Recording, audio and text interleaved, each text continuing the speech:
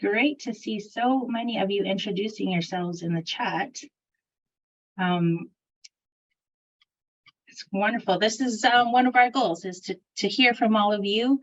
And seeing that we had over 200 registered, that says to me we do have a lot of interest in advancing climate resilience on the prairies. So continue introducing yourself in the chat. I have a few slides for you to let you know a little bit about ClimateWest and to give an intro to the agenda, and then to give a land acknowledgement. So I have one slide for you on who is ClimateWest. If you haven't heard about us before, we're a regional climate services hub for the prairies, and we're part of a network of regional climate service providers across Canada. So Environment and Climate Change Canada is funding 4 climate hubs across Canada. There's one in BC, one in Quebec, in Atlantic Canada, and ClimateWest is the hub for Alberta, Saskatchewan, and Manitoba. And so we have those 3 provincial governments and the federal government on our board of directors. And our mandate is centered around these 4 pillars focused on climate adaptation. So training and capacity building, data access and outreach, providing information on risk management and adaptation planning, and network facilitation. So that's why we want to have our webinar today, to start to hear from all of you on all the good work that is happening on the prairies, and to let you know about us and offer to help. We have a help desk. We're here to answer questions for free on climate resilience, climate adaptation. There's 3 of us on staff. We do have some training in climate adaptation. If we can't answer your questions, we will definitely pass you on to someone who can. So that's who we are, and feel free to ask us questions about ClimateWest as well as we go through the webinar. And so in terms of our agenda today, we have 2 great presentations for you. One on the Map of Adaptation Actions by Environment and Climate Change Canada. We'll spend about 15 minutes on that. And then we're fortunate to have Mayor Craig Snodgrass from the town of High River with us today to talk about the 2013 flood. It's a very interesting presentation, and he'll share their lessons learned for us. And then we're going to save about half an hour for questions and discussion. So we really want to make sure we save that time to get to your questions at the end of the webinar. So I'm going to give a land acknowledgement, and if you haven't already done so, take this opportunity to put your land acknowledgement into the chat as well. So ClimateWest work occurs on the traditional lands of treaties 1 through 8 and 10. So it's a broad area and includes many Indigenous nations. Our office is located on Treaty 1 territory, which is the historic meeting place of the Anishinaabe, Cree, Inuit, Anishinaabe, Dakota, and Dene, and the homeland of the Métis Nation.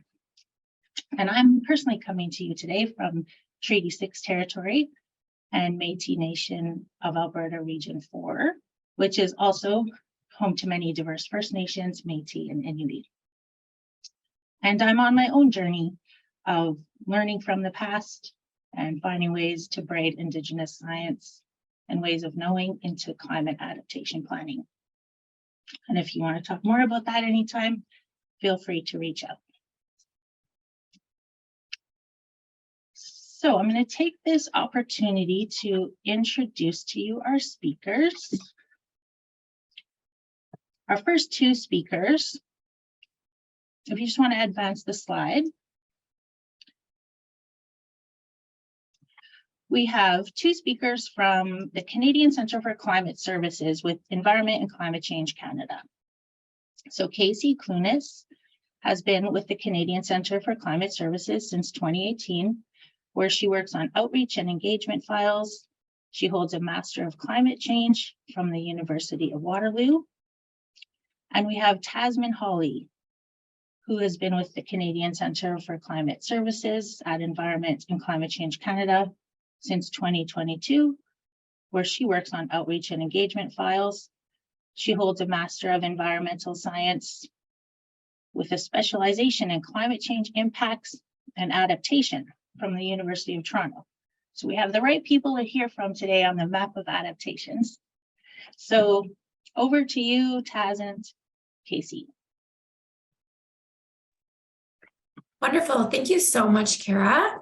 So as mentioned, my name is Tasman, and before I begin, I would like to take a moment to mention that my colleague Casey and I are living and working in Ottawa, and therefore living on the unceded traditional territory of the Algonquin and Anishinaabe Nation. So for today's webinar, we've got a few objectives here up on the screen. We're hoping to raise awareness of the Map of Adaptation Actions, highlighting some of its features and functionality, and also looking at some new enhancements that we've recently made. And then as well, we're hoping to highlight regional actions. So today we'll have the opportunity to learn about adaptation actions taken by the town of High River, Alberta, following an extreme flooding event. Next slide, please. Wonderful. So before we jump in, we have a few questions to help us understand who is here with us today. So to facilitate this, we're going to be using Mentimeter. To access Mentimeter, you can use the link in the chat, which I will put in a moment, or the QR code on the screen. So just give me one moment. I'm going to throw the Mentimeter link into the chat for everyone to access. All right, and within Mentimeter, so please indicate which of the multiple choice answers best describes you. If the polling feature in Mentimeter is not working for you, please feel free to put your answers directly into the chat. And I just also want to make it clear that all of your responses will be anonymous. Your name will not be associated with your responses, and you will not be able to see who else is participating on the screen. All right, so looking at where we're attending from, it seems like we have a really great spread. We've got a few from High River, which is awesome. Edmonton, Winnipeg, I'm seeing Calgary, I'm seeing Manitoba, City of Lethbridge. Wonderful. Winnipeg, Edison School. We've got Victoria, so a little bit of BC representation, Saskatoon, Regina. Wonderful. So it seems we have a lovely mix of folks from across Western Canada here today, which is very exciting. Maybe we will advance to the next question. So which best describes your role?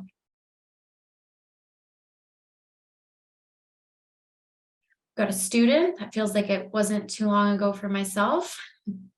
Engineers, some architects, project coordination, program managers, public servant, development officer, government, a job seeker, administrator, scientist. So I think it's great to see such a broad variety of roles here today. Adaptation really does thread through and through.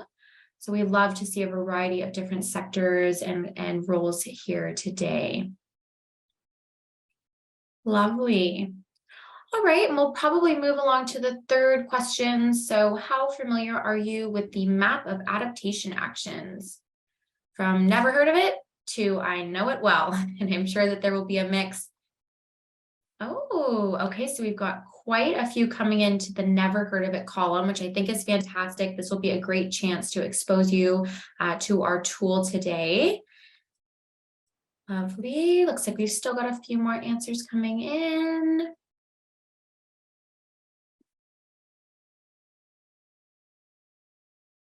Perfect.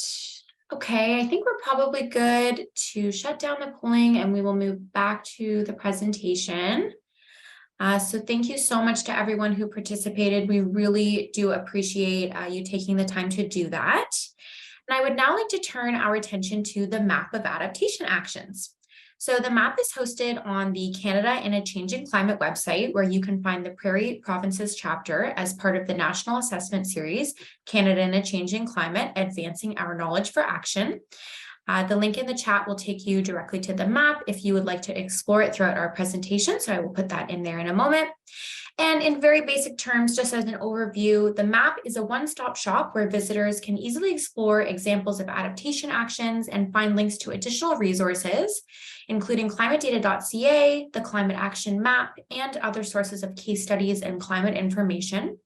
Users of the map will be able to search for hundreds of climate change adaptation examples in an interactive and user-friendly fashion, refining their queries through the use of filters and keyword searches. The map increases access to critical information and provides peer-to-peer learning opportunities. So with that, I will hand things over to Casey, who will take you on an in-depth tour of the map's functionalities and features. All right, awesome. Thanks, Taz. So I'm just going to take a moment here to share my screen. Hopefully that should be appearing for everyone shortly. So thanks, Taz. My name is Casey. I'm going to be walking you through a demo of the Map of Adaptation Actions. You can feel free to use the link in the chat and go through and explore on your own as well. So starting right at the top, as Taz mentioned, this is housed on changingclimate.ca. So if you're familiar with the Canada in a Changing Climate reports, this is the website where those are housed. So if you're interested, you can navigate to those from here. You can look at the reports. You can also navigate back to the Map of Adaptation Actions using the bars at the top here. And so before we dive into the map itself, I just wanted to take some time to walk through some of the additional information that you can find here on the map. So we have a number of tabs at the top that offer some pretty basic high-level information, but it can be pretty helpful nonetheless. So the first one here is the About tab, so pretty self-explanatory, but this gives you a bit of an overview of the map. So it talks about what the map provides, who the map is for, a really high-level intro of how it can be used. And it also talks a bit about who created the map. So it just talks about Canadian Centre for Climate Services, and there's a link there, the division within Natural Resources Canada that we collaborated with, and just provides a bit of an overview of who we are and how this map came to be, if you're interested in the background of that. The next tab here is the Contact Us tab. Again, very self-explanatory, but I wanted to draw your attention here because there are a number of things that we're looking for. So you can reach out to us if you have a question or if you have feedback on the map. But we also ask you to reach out to us if you are working on examples of adaptation in your communities or at your organizations, and you think that they would be a good fit for the map. So you can come to this tab here and you can select example submission if you have something that you'd like to submit. And we can work with you to figure out how to get that example to actually appear on the map itself. Next, we have the Frequently Asked Questions tab, and this is actually part of our newer enhancements that we released last year. So previously, these were a bit more hidden under the About tab. We decided to bring them out into their own tab here. So if you scroll down, you can see a list of the questions that we often get on the Map of Adaptation Actions, and you can just expand these little boxes here to learn more. So there are a number of different questions, some about the map themselves, others that are a bit more broad, such as what is the adaptation cycle? And if you scroll down to the very bottom, often once you've come to the map and you've found examples of adaptation and you're looking for kind of what the next step is, this links out to some handy resources that might be helpful in learning more about climate change impacts in your region or in your organization. And so we link to a number of different resources here, including ClimateWest. And then finally, we have the More Examples tab. So this is, again, one of the newer additions that we've added in the past year. So we understand that obviously our map cannot be completely comprehensive of all the adaptation action that's happening across Canada. There's tons of good work happening, and unfortunately we just can't capture everything. So in the hopes of trying to fill some of those gaps and also trying to just get users linked to different sources of information that they might be looking for, we've created a list of similar sources of information that exist in Canada. So some of these have a little bit more narrow of a scope than the map. The map offers a very wide variety of examples from different sectors, for different audiences and from different sources. Whereas some of these kind of focus a little bit more on specific sectors, such as the Energy Orinos map, which offers adaptation examples within the energy sector, or the Green Infrastructure map, which focuses on green infrastructure adaptations. And just a note that not everything here is a map. There are some that exist kind of as resource libraries, but a number of them are maps as well. So diving into the map itself now, if you just scroll down, you'll get to the map. It'll just take a second to load here. Sharing my screen always makes it a little bit slower.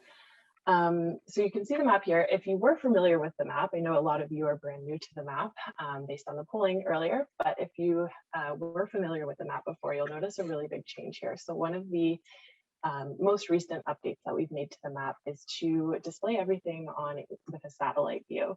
So this adds a bit of the topographical features that we didn't have before. There's place names, so it really just helps if you're navigating the map manually to situate these examples in space. So you can navigate the map manually, you can pan around, you can zoom in and out using the features just on the top right corner here. And so you can see all of the different little markers here that indicate each of the different examples. So you'll also notice that there are two different colors here. So just to speak to that briefly, at the top, you'll see that automatically you're always going to be seeing all case studies. So this one is automatically selected and you'll see everything that is available on the map. However, as I mentioned, as this is part of the Canada in a Changing Climate report website, there are a number of examples on the map that exist within those reports.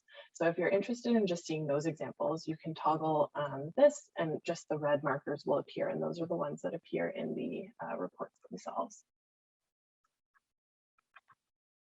Okay, so navigating the map, as I said, you can do it manually. You can hover over the different examples and you can select those examples and it will actually give you a little snapshot of the example themselves. So it's really just a sentence or two about what the example is. So this is just the High River one, which we'll be hearing more about later today.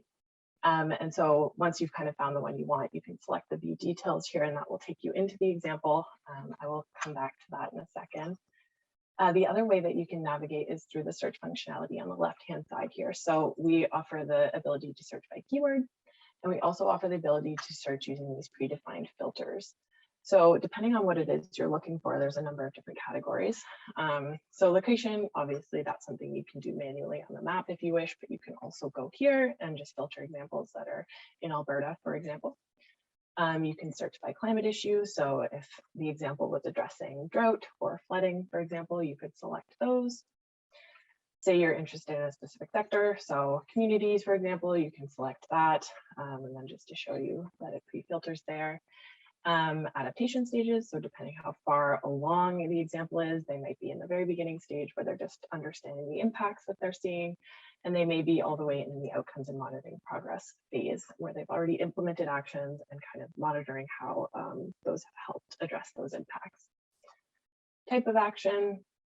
So this is just the type of adaptation action that was taken. So if you're interested in nature-based solutions that are happening in communities, you can select that.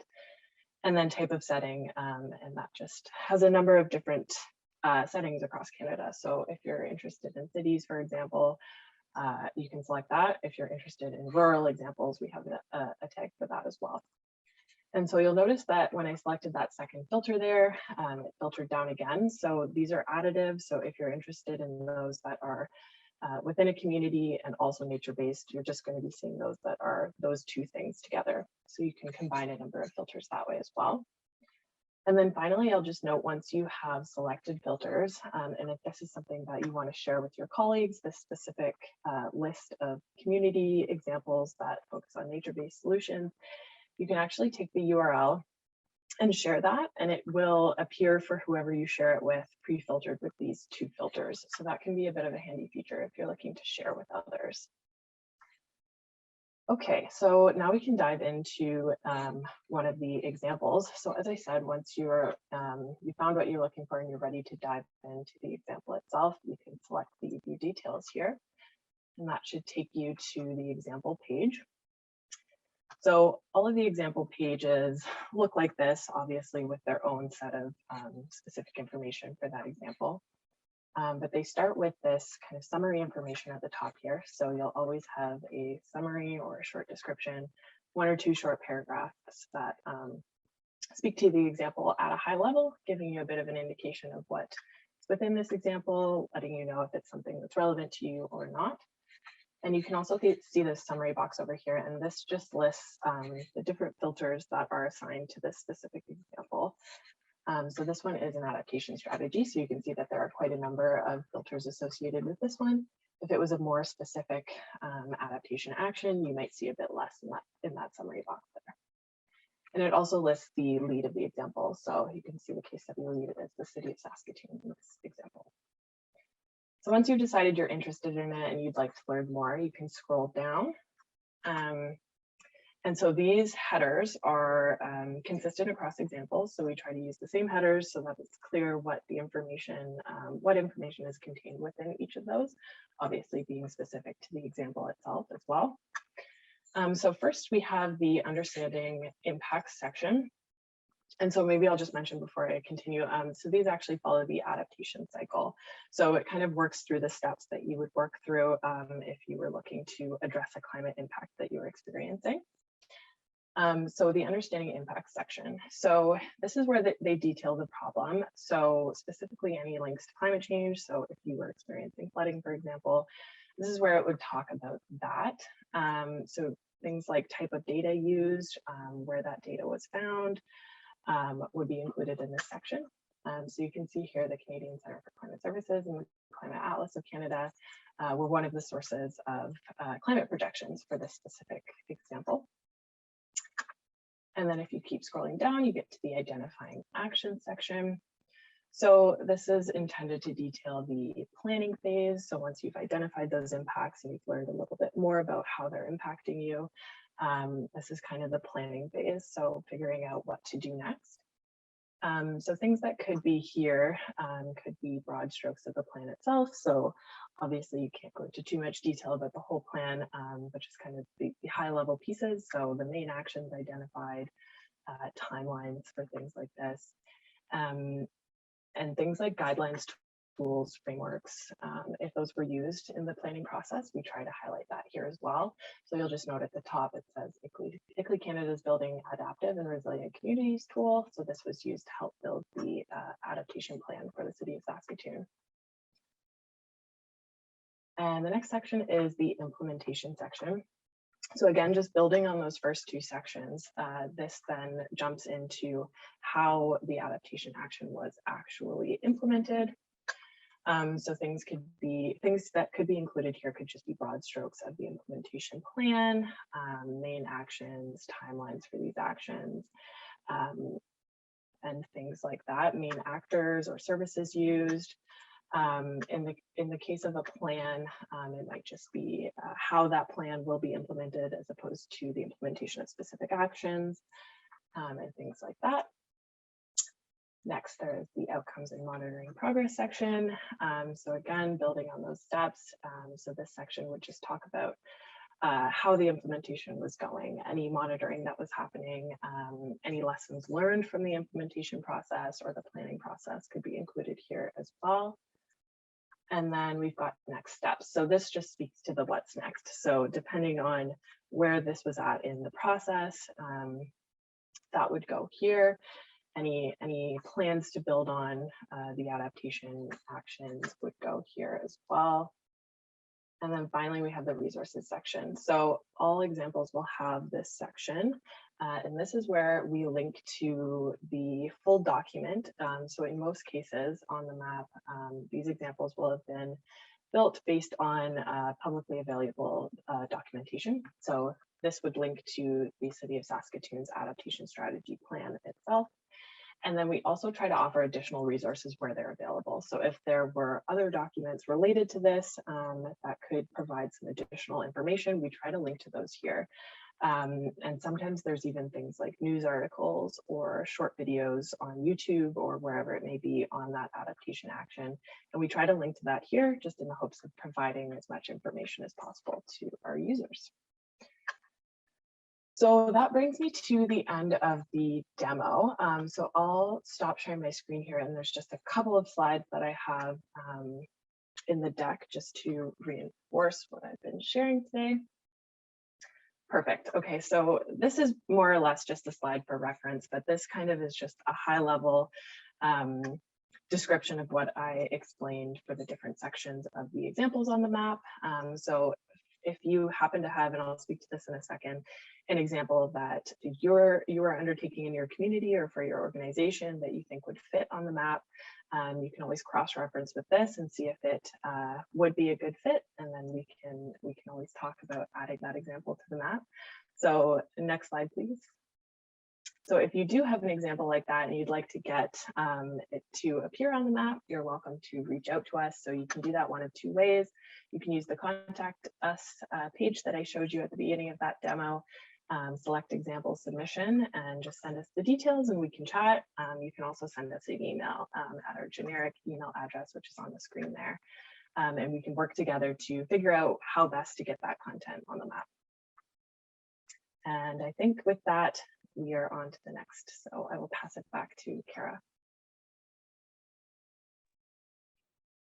Great, thanks a lot, Casey, for that informative presentation on this great tool to help people see some examples of what's out there in Canada and in the prairies. And so what we were hoping all of you might do is take a look at the map, look at some of the examples that are close to you and what's happening in your area to get ready for the impacts of climate change. We did have one question for you. We'll save it till the end. I do want to remind people that we're happy to take your questions in the chat, so feel free to pop those in. So let's go to our next presentation. What we did at ClimateWest is we looked at the Map of Adaptation Actions and all of the great things that have been done to get ready for climate change.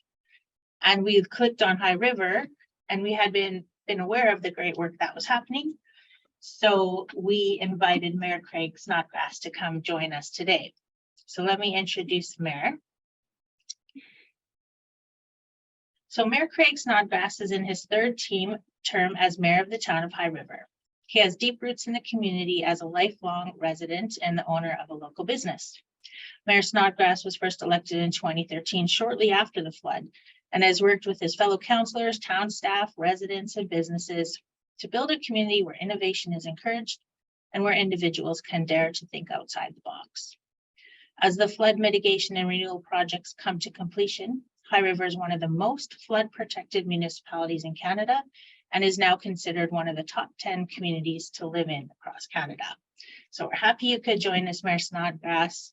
You told me I should keep you on time, so I'll give you a time check near the end. But over to you. Really looking forward to your presentation. Yeah, thanks very much, Kara, and thanks to everyone for inviting us to share our experience and our story as to what happened in 2013 and how we came out of it. So it's been a few years since I've been able to do this. It used to be very much a regular occurrence on a weekly, daily basis a number of years ago, but it's great to see that we got 130, 140 people that are attending. So we're always interested in sharing what we can do and helping out other communities now as we give back. So I also want to point out Kathy Cooey, who's a former councillor with the town of High River that was elected in 2013.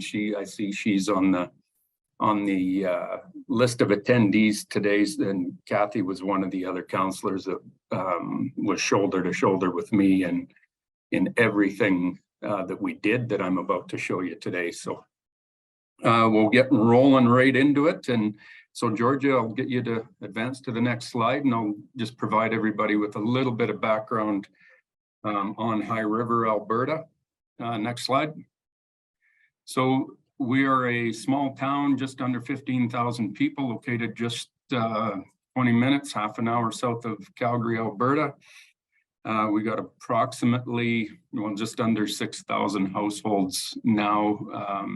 Our population has been growing since prior to the flood and after the flood. And it's, that was a big thing after the flood was, everybody saying, oh, High River's doomed, that it'll never repair, it'll never come back after this. And honestly, we did not miss a beat, and it has a lot to do with the work that we did. So next slide, please.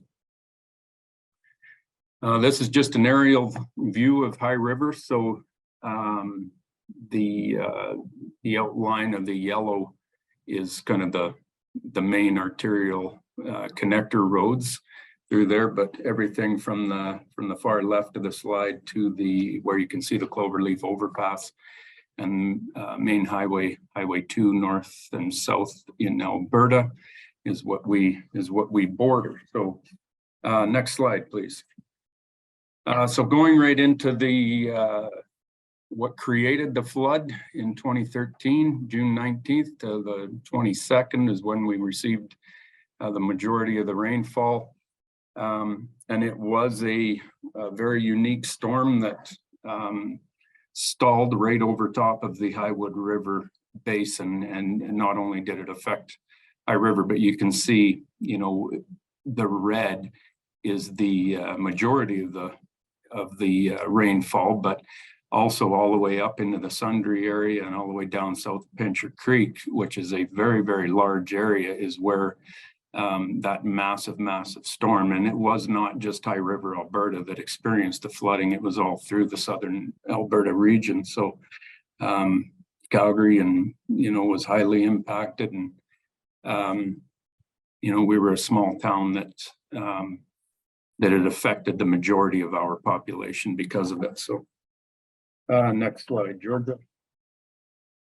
So how the 2013 was not the first time High River has experienced a flood, but the flood of the magnitude was definitely the first time in our existence that we'd experienced. So, you know, you can see this graph in the red lines are kind of our historical floods in the 690 to 690, 826.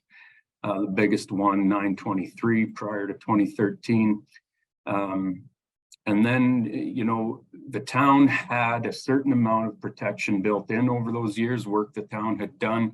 We were protected in most areas to about 700, 750 CMS. So CMS meaning cubic meters per second of water flow. So when 2013 showed up, our previous flood was 923 in 1995, the previous largest one.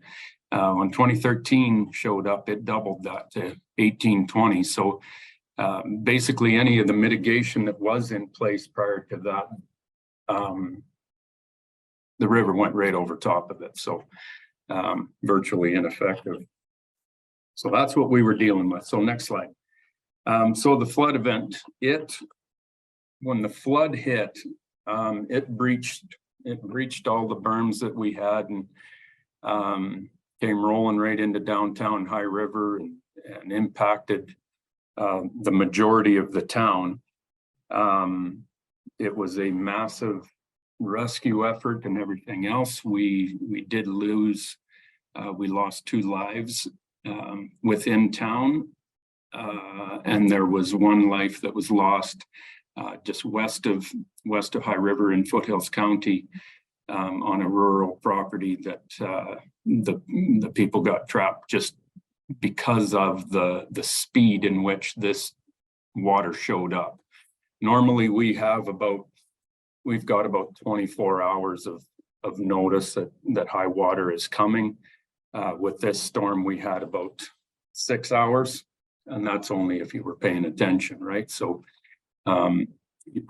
we are located so close to the headwaters of the Highwood and coming out of the Rocky Mountains that this water comes at us hard and fast. So you know, the same water goes in through Saskatchewan and Manitoba, but they've got a lot more time to prepare and be ready for it, whereas we are right at the epicenter of it when it shows up. Next slide, please. This just shows an area. The slide on the left is a picture of downtown High River, pretty much right where I am right now. And then the other slide is a picture in Southwest High River, and that's the kind of day we had. So next slide. And it was not isolated just to any one area of High River. It was pretty much throughout. There's a few areas that are a little bit higher than others that were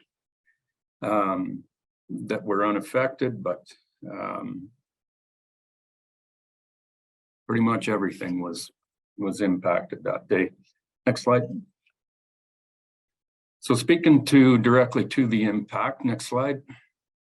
So about 13,000 people were evacuated, over 5,000 homes were evacuated. We were fortunate enough to have other close communities, Okotoks, Nanton, Blackie, Longview.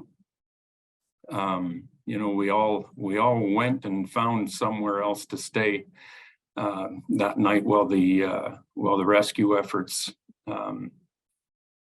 and the people that know what they're doing were taking care of things in High River. So like I said, it was very quick, and we were actually very, very lucky that the loss of life wasn't much greater, because this came at us early in the morning. About 6 o'clock in the morning is when things really started to get serious. But if it would have happened at midnight or 1 o'clock, it would have been a much, much different story in High River. So next slide. So it took about 8.5 hours for the river to peak. About 60% of the town was covered in water. You know, lift stations, electrical substations, we lost all our cell coverage, we lost power. They had to cut the power to the whole town. So which impacted even homes that were not affected. Of course, you cut power to the whole town, you cut power to everybody. So there wasn't anybody that was not affected. So next slide, please. Again, just more pictures of downtown High River. The downtown was absolutely trashed. It was, all the underground infrastructure was destroyed, and all the businesses, they were all impacted. It was created a massive rebuild and cleanup effort. So next slide. So speaking of the cleanup, the top right picture was, you know, that shows one house. That was thousands of homes in High River that look just like that. That's how you rebuild a basement, and that's how you tear it out. And if there was main floor damage, well, it was even worse. So you know, few stats of the amount of debris that was removed and all hauled to the landfill, which was an enormous effort to get that all cleaned up. Next slide. And then speaking directly to municipal infrastructure, was, you know, the roads heavily damaged, the sewer system. You know, we still had sewer pipes like many communities that are 100 years old, right? So those storm sewer infrastructure does not hold up to this kind of a storm and flooding. So it didn't matter whether it was underground infrastructure, above ground infrastructure, everything was impacted. Next slide. So the flood took place in June, and fortunately there was an election that took place that was coming up in October. And the reason why I say fortunately is not any detriment to the former council, but what it did do was elected a council that was dedicated and had the mindset going into it as to what they were. Mostly we knew what we were getting into, but we didn't really have too much of a clue. But it did give us a council that was all on the same page as to exactly what we were up against and what we had to do. And the priority one was safety and security for this town. Next slide, please. So in rebuilding High River and getting things, priority one was making sure our families were taken care of, making sure our homes were taken care of, our businesses, our investments, and the future of High River, to make damn sure that that we were going to rebuild this place better than it was before, and not waste an ounce of the opportunity that does come with disasters. And I can honestly say we did not waste 1 ounce of that opportunity, and I think it's something that we can all be proud of, not just as a council, but as a whole community, as to how well we came out of that event. So next slide. I'm going to get you to skip one more slide, Georgia. One more again. Okay, so this is a slide that shows the impact of the 2013 floods. Now, prior to 2013, the town of High River and Foothills County, the MD of Foothills at the time, worked together and hired Worley Parsons to design flood mapping software. And it was all in the works and designed when the 2013 event took place. And it was interesting that afterwards, they were able to, after the flood had occurred and we knew where all the water had gone, that they were able to go in and plug in that 1820 CMS water flow number. And it gave an almost exact representation of exactly what had happened in the real event. So, which confirmed the validity of the Worley Parsons software, that it is real and it does work, and it works very, very well. So this slide shows all the colored areas are water, and as you can see, there's very little of the town that wasn't impacted. So now I'll get you to go back one more. Perfect. So our first priority was the safety and security of High River, and what that meant was designing a system of berms and dikes and other mitigation efforts to get that constructed, and we had most of it done within 1 year of the flood, because we did not know what was going to happen in June of 2014. So with the help of Tervita and the Alberta government and the government of Canada, they gave us the funding to get it done, and we had the majority of the dikes functionally complete by June of 2014.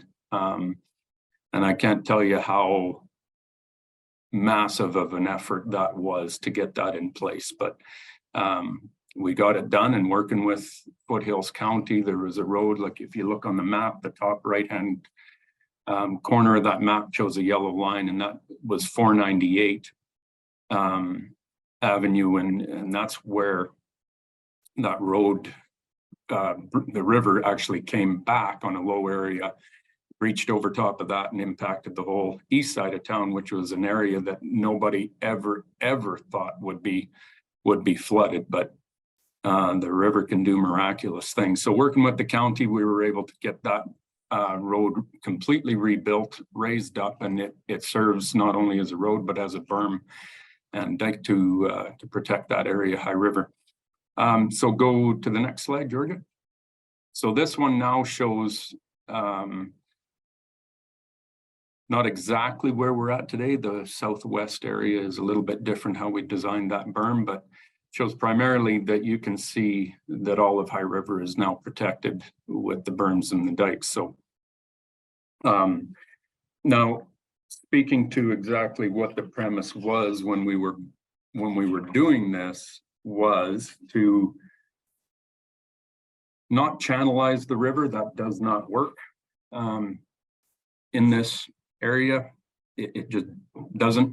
The amount of material you would have to remove through a river corridor would be astronomical. It's just not even remotely feasible, and you would completely destroy your we would completely destroy the Highwood River if we were going to do that, and that was not something we were at all interested in doing.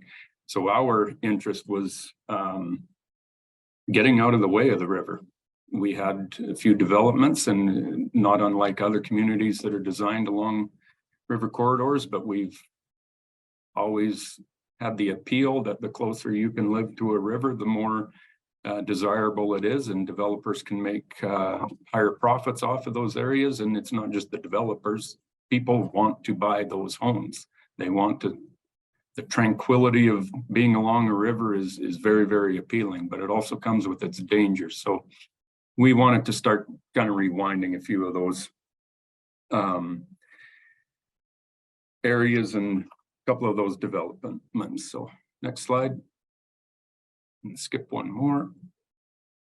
So this is what, you know, kind of our river corridor looks like directly through town. So the black pathways, you can see that's after the berms were raised. And what we did was constructed dikes and berms that were designed to meet the flow of 2013 of the 1820, plus give us another meter of freeboard protection. So with the modeling that we can show with the Worley Parsons software that we know and have confirmed that it works, that High River is now protected to over 3,000 CMS. So we were able to double our protection, and we're very, very confident in that. There was no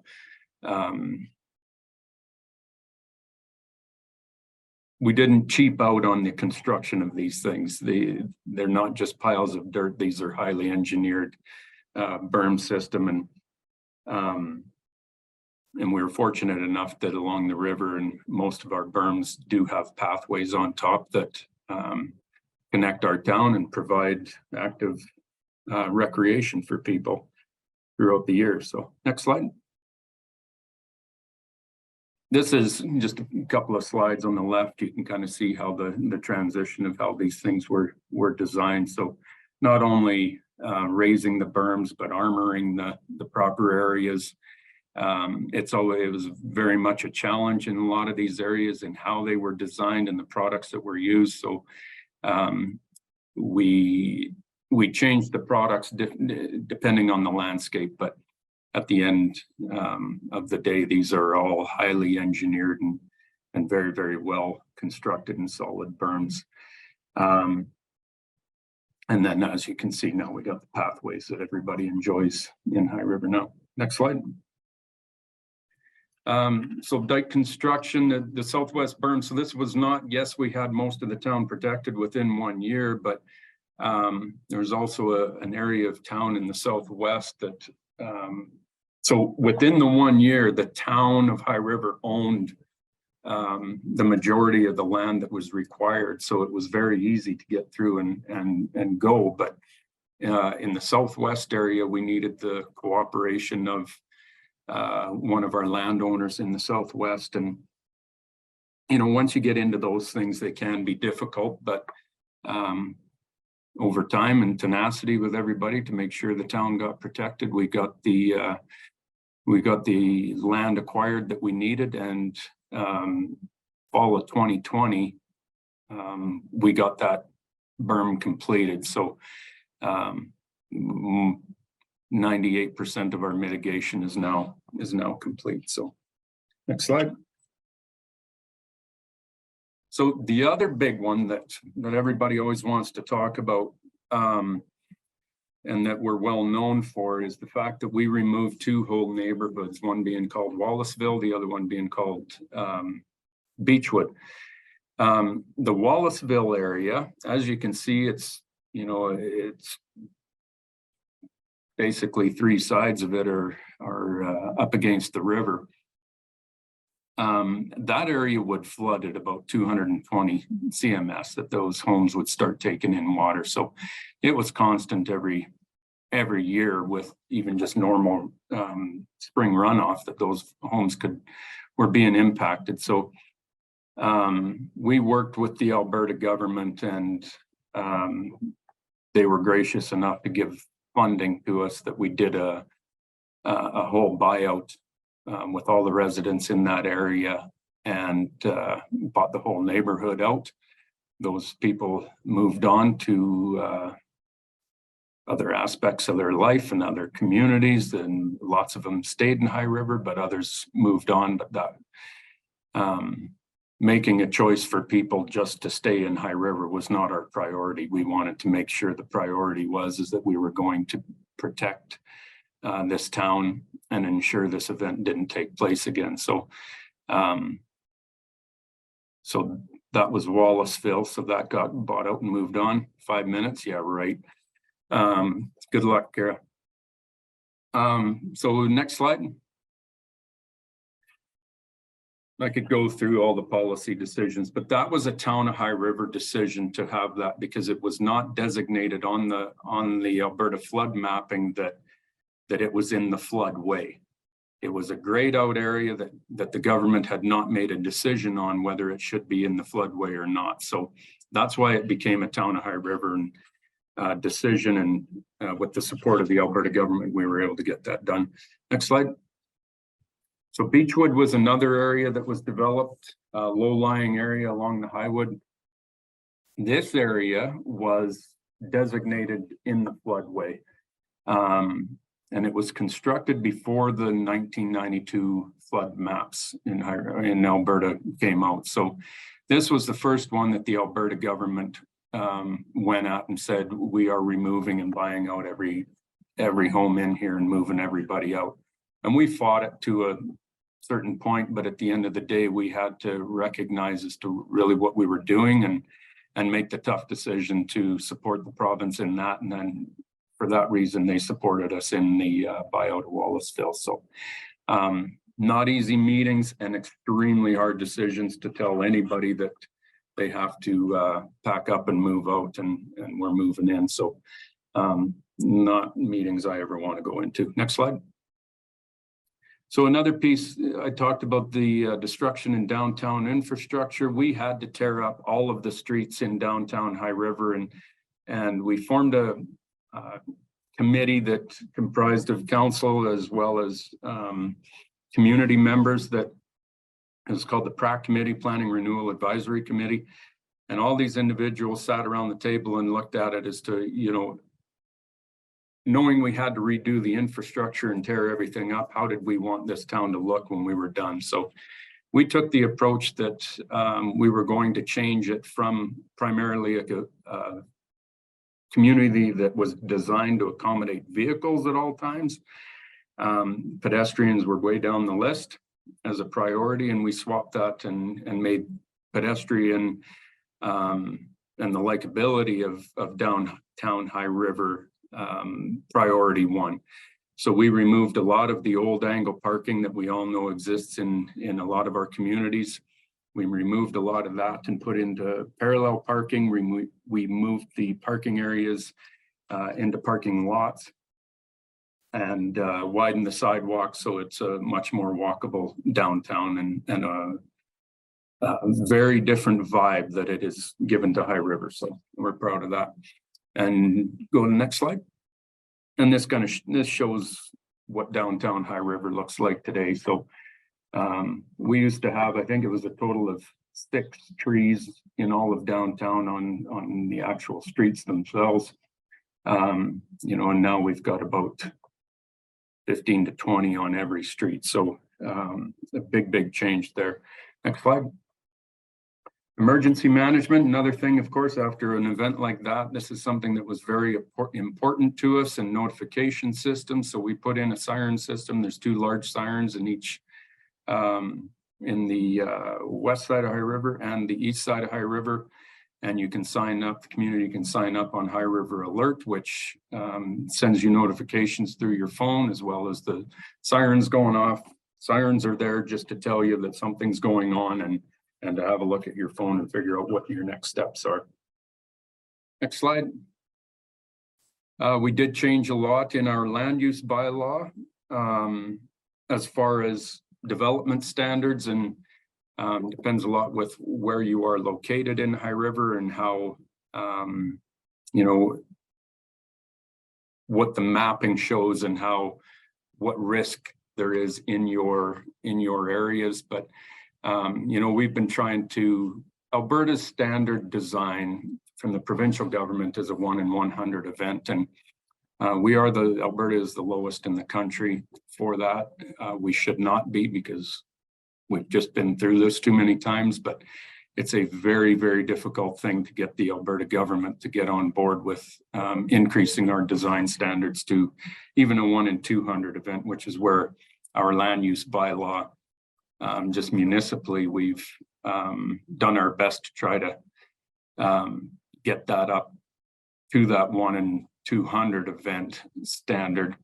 It's a little bit different in High River because of the extent of the mitigation that we have now, but we still know that we need to be protected as best we can. So, and as a member of the Calgary Metropolitan Region Board, the town has, we fought hard to get the CMRB to implement into Greenfield design a 1 in 200, and as well, the CMRB is going to be assisting our lobbying efforts with the Alberta government to get Alberta increased to a 1 in 200 event. So that's cruising through that. Next slide.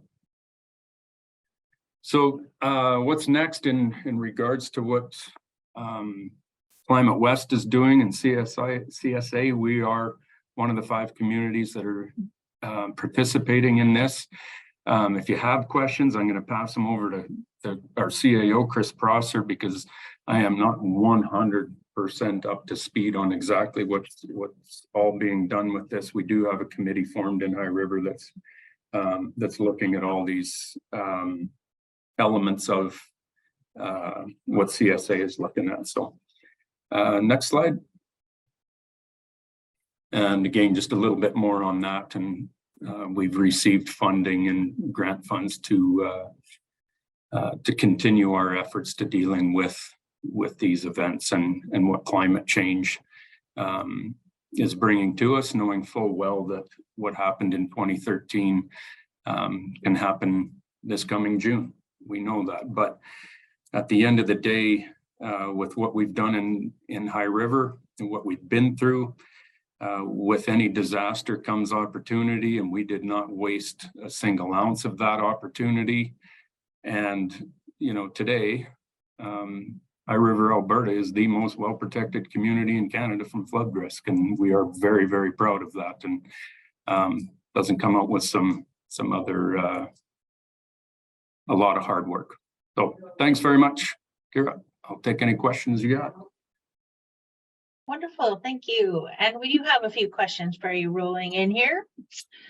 Okay, so let's start with this one. Based on your experience, what advice would you give to other communities deciding where to limit their residential development? What standard would you recommend? So is the 1 in 200 event enough? No, I don't think the 1 in 200 event is enough. We have to, we've just got to start pulling back away from our desire to be along this close to these rivers, just so that we can have our tranquility on our back deck. Because at the same time, then we're start scratching our heads wondering why our basements are full of water. So I can't speak to any specific community and what they should be doing. I would need to see a lot more, and I'm not an expert in the thing at all, but it's pretty, you don't have to be an expert. And it kind of leads into like the next question. Sorry, Craig, Yeah. Go ahead. No, well, it's just if you crawl into the river like that, don't be scratching your head that your basement's full of water. Like it's that simple, that if we all know when we're probably too close, right? Yeah. So limiting development close to rivers. Correct. In the first place. Yeah. And in terms of like the future, one of the questions there is around like, what have you done looking forward to future climate projections for future floods? So well, I think that goes to the mitigation that we've done, Kira, in that, you know, protecting us to the 1820 plus a meter of freeboard, which gives us up to 3,000 CMS. And I'm just reading question on here that says, up to 3,000 cubic meters per second of water. How many years on average would that happen? I can't tell you that. There is no way that you can possibly predict that, in 2032, it's going to be this. You don't know. You have to be prepared. And I think that's where what other communities can actually do is to beef up their emergency preparedness. That is one thing you can do. Building this level of mitigation in your community is not going to happen until a disaster comes. It's just not. It's too expensive. There has been about $300 million spent in the town of High River on mitigation. So that does not come just by a grant from the government. The governments are constantly chasing the last disaster. In Alberta, at our time, it went from Slave Lake fires to the flood in High River to Fort McMurray fires, all within a few years. So the government is constantly trying to catch up. So don't think that they're going to show up with all this money and build berms and dikes around your town just because High River got it. High River got it because we went through it. I just read in the Canadian press last night. So Minister Bill Blair was saying that he's going to revisit the formulas with the provinces on how to calculate support for disasters because it's just too expensive.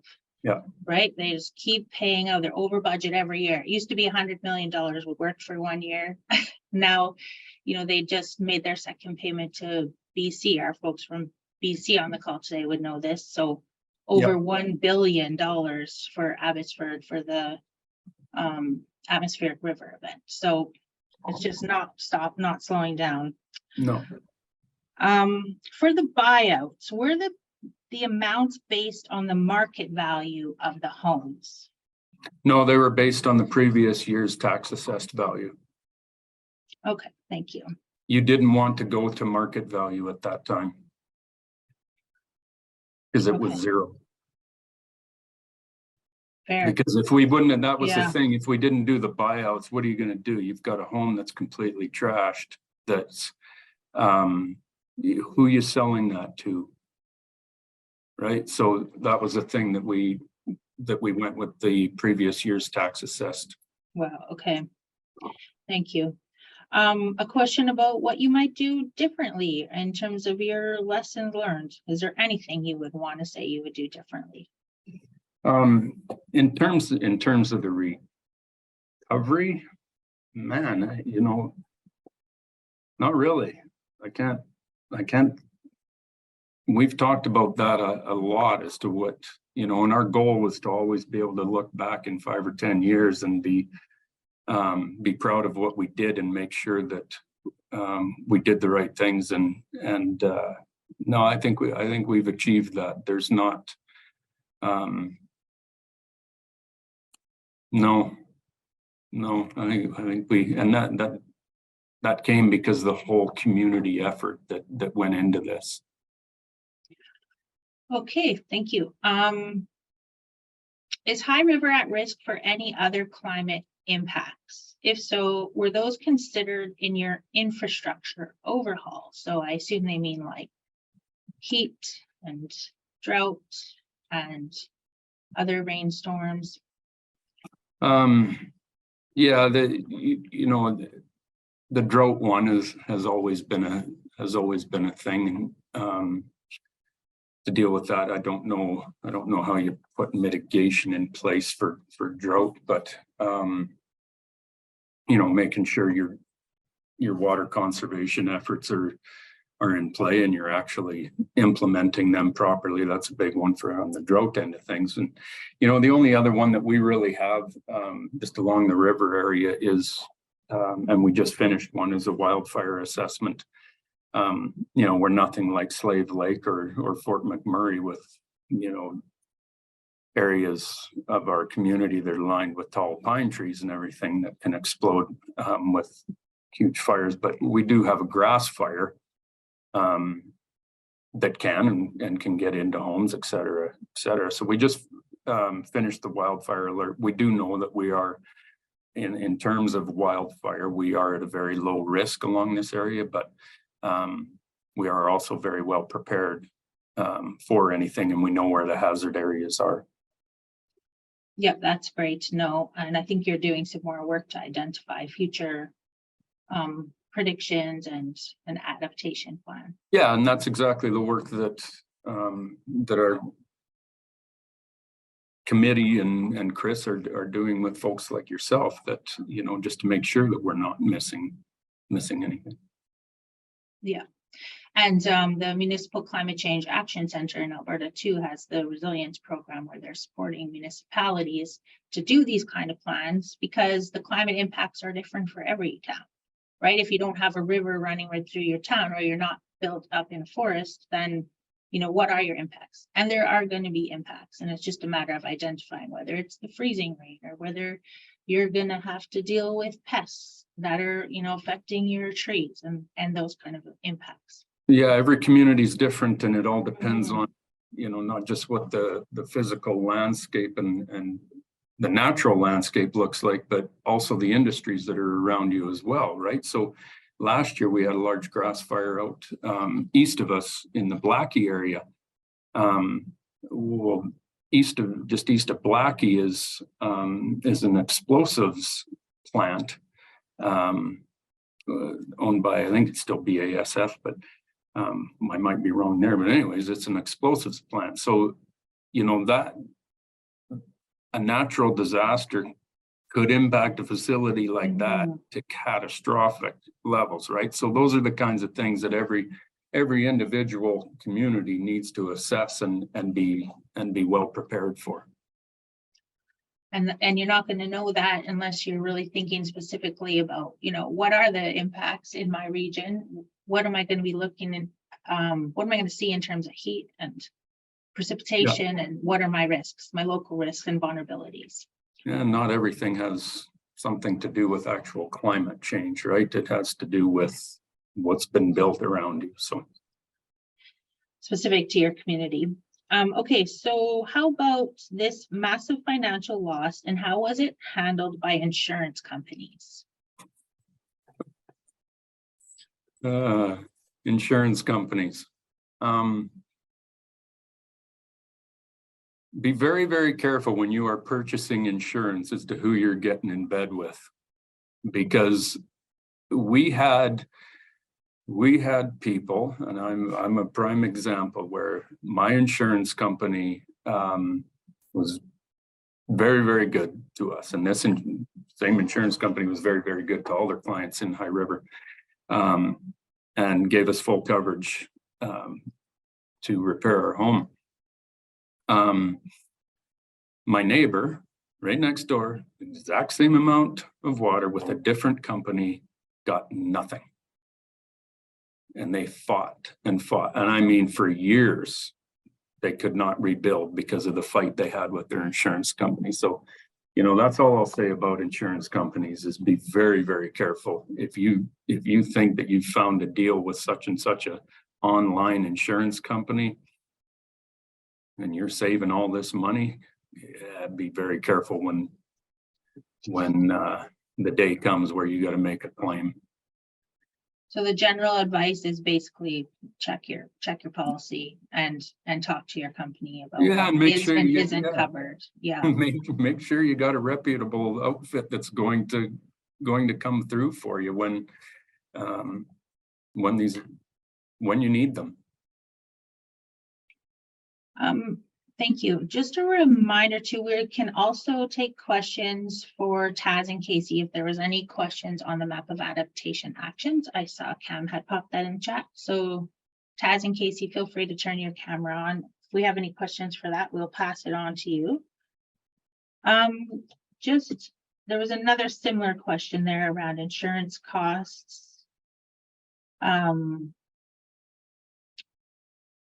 And was there a conversation about the risks and vulnerabilities? And so that's what you need to have, that conversation with your companies. Yep. Okay, so how are we doing on questions? Lots of thank yous coming in.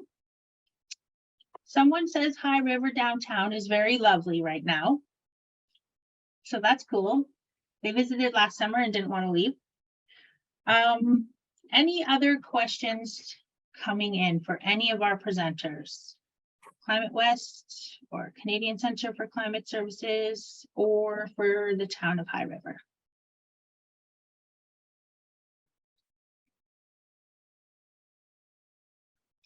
One comment about how long it takes for recovery and the sense of feeling like you're getting back to normal when you go through something like this.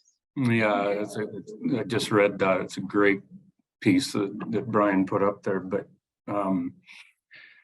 you know, there's the initial immediate reaction to these events, but the recovery takes years. Like this year is going to be 10 years from that event, and there's still mental health issues with people. There's still PTSD every single spring when June shows up. You know, this past June, the river only got to 330 CMS, and it took a lot of work by a lot of us to, you know, to keep people comfortable that, well, 330 CMS is okay. But all they got to do is look at the river and see that brown chocolate colored river for that to trigger everything, because that's what their basement looked like, right? And you know, when that event hit, there was still a lot of people at home that were swimming to safety and being rescued by helicopters off the roofs of their houses. And you know, so there's that does not go away. It might subside a little bit, but that never goes away out of your mind for the rest of your life. It becomes part of you, and this is part of High River. And it takes a lot of, I don't know that normal exists again. It's kind of, I don't know, it's always part of you. And we know, like in the field of climate adaptation, climate grief and anxiety are real, and it's something we actually have to factor in when we're planning ahead and looking back and dealing with all of that, you know, experience that people have had on these massive events. Yeah. There's still homes. I've got one right across the street from me right now. It's a new home being built right now after a house was torn down 10 years ago after the flood, right? So it takes a long time for us personally, but it takes a long time just as for your community to recover that and get rebuilt and come back to that sense of normalcy. Because, you know, every empty lot that you look at in the older parts of High River, you know why that lot's empty, and it's because of the flood, and the house was torn down afterwards. One of the things we're trying to do at ClimateWest is to get that message out there about the costs and how they keep going on, and how you want to think about getting prepared in advance. And although it might seem expensive to take actions now, if you wait, it's going to cost a lot more. So we're trying to talk about that, and we have an event coming up on the costs of and that's just it. So when you look at High River, little town of 15,000 people, mitigation protection wise, you know, you're looking at $250 to $300 million that was spent. That does not take into account all of our DRP for our underground infrastructure that was put in. So, you know, we are over $400 million that's been spent to rebuild this community. So, you know, that's the thing, that other communities, if you don't think it's going to happen to you, you got rocks in your head. But something, there is no certainty with this kind of stuff, and you have to be very, very aware and be prepared as much as you possibly can. Yeah, we like to say, like, know what your worst case scenario is, and it doesn't mean it's necessarily going to happen right away, but as decision makers, you need to know, and there's ways to get that information, and there's good online resources, or if you have any questions, feel free to reach out to us at ClimateWest too, so we can kind of send you in the right direction for that, to know what your worst case scenario is. So question for Taz and Casey. Are there any alternatives to energy loss blackouts that occur due to events. Is there any consideration of looking into distributed energy systems? Not sure if you wanted to speak to that or not. Yeah, I think that's a really great question. Unfortunately, I don't think Taz or I would be best placed to answer that. I'm not sure if the mayor has any thoughts on that, but it's possible that there are some examples on the map that do address that. Unfortunately, I don't have any on the top of my head right now. There is about 300 examples there now, so it's quite possible that there is one that considers that. But yeah, unfortunately, I don't have a That's better probably answer. something they could search for, right? On your, like the way Yeah, that you have the filter set up, using Okay. the keyword search for sure. Yeah. the keyword search, okay. And then there's a few questions still out there about engineering standards and whether those should change. And is there anything else you wanted to say about that, Mayor Snodgrass? Yeah, design standards absolutely have to change. There's no question. We're doing as much as we possibly can in High River to do that. But the problem in Alberta is, or the problem for us is that we have our Worley-Parsons floodway mapping that we use for our land use bylaw and what we have, but the the other piece that's in play is the Alberta government's floodway mapping, and they're still making changes 10 years later. They're still trying to figure out exactly how to do that, and their numbers, because they use old ways of flood mapping technology, their numbers don't match ours. So it becomes a debate as, you know, which one's right, and depends on the builder and everything else as to which map benefits them more and how they'll possibly fight us against trying to elevate that a little bit, because it does cost a little bit more to do these kinds of things, but a hell of a lot less than your home being flooded. But they don't. I have heard my colleagues in the other climate hubs talk about the need for consistency in flood mapping and just more, you know, energy going towards that.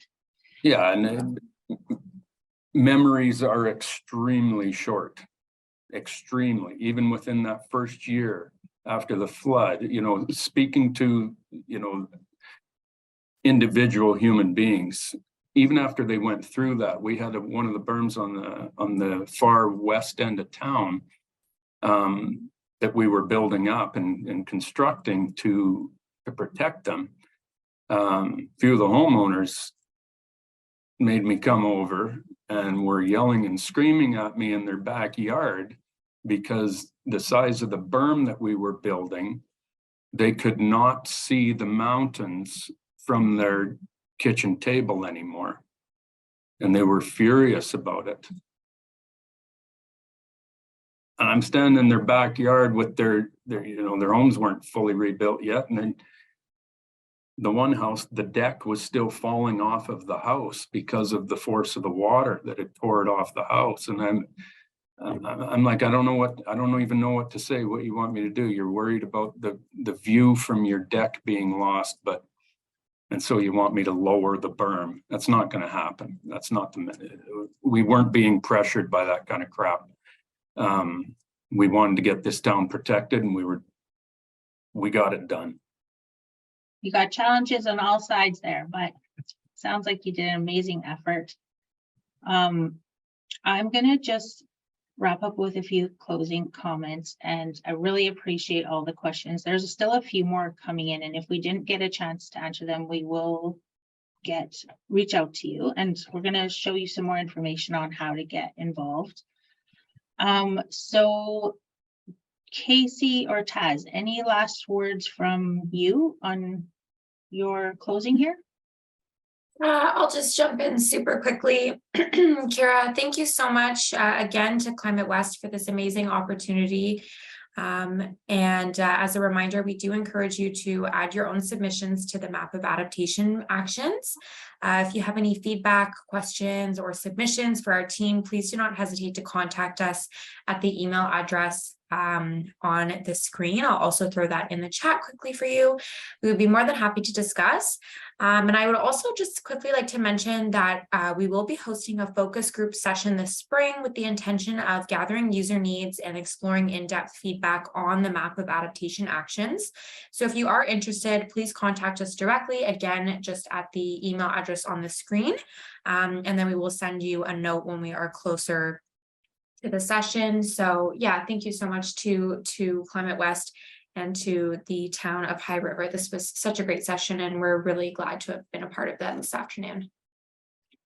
Thank you very much.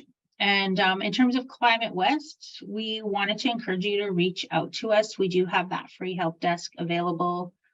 You can sign up for our newsletter, and the link is in the chat there. So if you just click on that link, you can sign up for our newsletter.